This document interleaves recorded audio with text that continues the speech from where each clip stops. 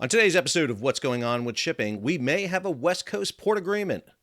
Hi, I'm your host, Sal Mercogliano. Welcome to today's episode. Let's go to the video right now outside where the International Longshore Warehouse Union, the ILWU, and the Pacific Maritime Association, the PMA, are meeting.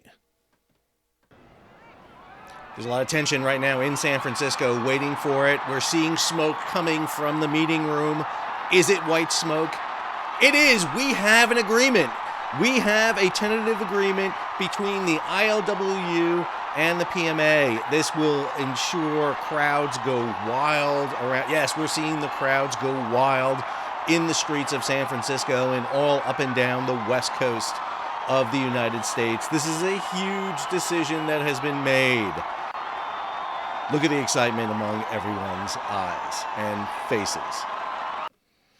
Okay, that may have come from the Papal Conclave in 2013, so a little bit of fun there. But we do have a tentative agreement between the ILWU and the PMA. Matter of fact, let's go ahead and look at their agreement. This is the joint statement that was issued by both of them. And a couple of key things to note. Number one, the Pacific Maritime Association, the ILWU, today announced a tentative agreement on a new 6-year contract covering workers at all 29 West Coast ports. A deal was reached with the assistance from acting U.S. Secretary of Labor Julie Su. The parties will be releasing details of the agreement at this time. I'm going to talk a little bit about those details in a second. The agreement is subject to ratification by both parties. Quote, and this is the joint statement by both James McKenna, the president of the PMA, and Willie Adams, the ILWU president. We are pleased to have reached an agreement that recognizes the heroic efforts and personal sacrifices of the ILWU workforce in keeping our ports operating. We are also pleased to turn our full attention back to the operations of the West Coast ports. So a couple of things in this statement. Number one, the prominent role of Acting Secretary of Labor Julie Su. Now, I actually believe that Julie Su may have played not so much a bigger role as they're kind of playing up right here. Julie Su is going through a very tenacious confirmation hearing. Her position has been she is too close to labor, particularly the labor unions coming from California. This has met some issues, but this statement by both the PMA and the ILWU is in many ways a effort to get her over that hurdle to do this. I do believe, however, that both sides did not want the Biden administration intervening here. Now, this is definitely going to be chalked up as a win for the Biden administration. Let's be clear about this. They're going to hold this up and do a lap around everywhere to talk about how successful they were with this.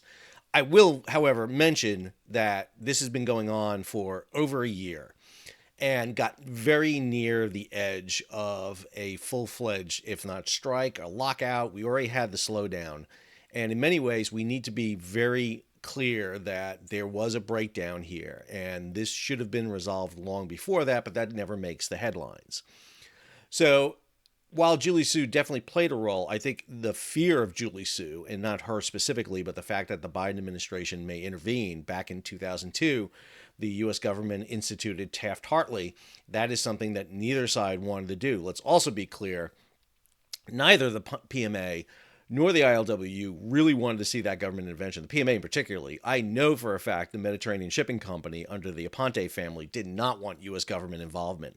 They don't like U.S. government involvement. They don't like the role the Federal Maritime Commission is playing more in shipping, and they definitely did not want them there. We're hearing also other companies, Maersk, CMA, CGM, were following that suit and really pressuring the PMA to come to an agreement.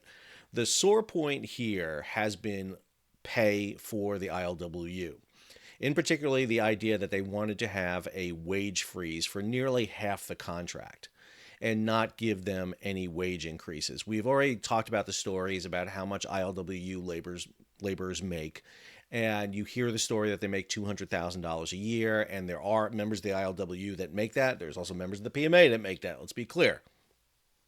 But the big issue here was a pay raise, and it looks like they've been able to succeed with that. They were asking for $7.50 an hour. They didn't get that. It's probably somewhere in the range of $4 an hour for the first year, and then down to about $3.50 an hour for the next 5 years. So they did get a pay raise. There is an issue about COVID bonuses, because this would be retroactive back. and whether or not they should be given bonuses. A lot of the PMA companies are giving bonuses based on the record profits they had.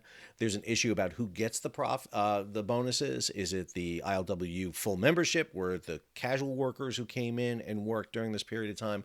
So there's still a lot to be worked out. There's also the issue, the fact that all 29 locals will have to ratify this. Understand, they have a general agreement that goes across all the 29 locals, but then there are specific agreements for each of the ports, because different ports have different operating rules. And so this is all going to have to be voted on, agreed. The PMA is also going to have to vote on this and agree. So we have a tentative agreement. I think the big thing to take away from this right now is that we should see the resumption of normal port operations based on this agreement. It sounds like any sort of slowdown, stoppages, the PMA and the ILWU pointing fingers at each other should stop at this point. It needs to stop at this point. And they need to get back to normal processes in the ports. This also takes the wind out of the sails out of the Canadian ILWU in some ways. They were doing their strike, or they voted for a potential for a strike. It'll be interesting to see what happens in the Canadian ILWU negotiations coming up here. But definitely a good thing for this to be hammered out now. So we'll be watching this a little further. Details are going to be coming out. I'm really interested in specifics, and the ones I'm watching for are issues like automation in the ports. How do we get U.S. ports up from their low ranking in terms of basically efficiency and effectiveness? And understand, automation doesn't just eliminate workers. That's not what we're talking about here. We're talking about how to improve the throughput of containers off the ship and out the gates. That's the issue that's really at play here. This impacts rail. This impacts trucking and drayage. This impacts shippers who want to get their cargo arriving at their loading docks or unloading docks at a set time. If a container arrives in a port and it sits there for an inordinate amount of time because you can't efficiently get it, that's a problem. That has been the appeal of a lot of shippers moving their cargo from the West Coast to ports like Houston, Savannah, Jacksonville, Charleston, New York, New Jersey. And this is something that the West Coast needed to do. Understand, the slowdown on the West Coast would impact the ILWU. It'll impact the PMA. And so this is in their best interest. I just wish they would have mediated this sooner and avoided all this kind of drama that we see happening here. I mean, again, this is the only way you get crowds into the square to celebrate when an agreement is made. Sorry, my very bad attempt at humor.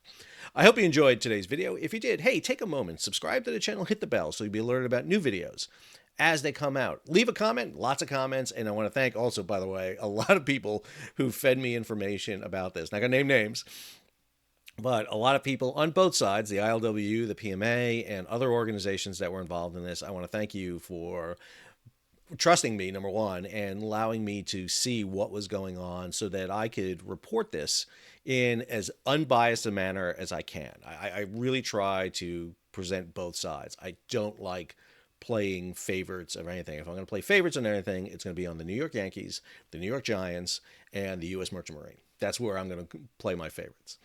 But I appreciate everybody's support and help on that. You really gave me the ability to bring news on this subject out in a clean, but unbiased manner. So thank you so much for that. Leave a comment, share it across social media, and if you can, support the page. How can you support the page? You can hit that super thanks button down below, or head on over to Patreon and become a monthly or yearly subscriber. Until our next video, or the next time we have a labor disagreement, which it's the maritime industry. It could be any day now. We'll be back. Until our next episode, this is Sal signing off.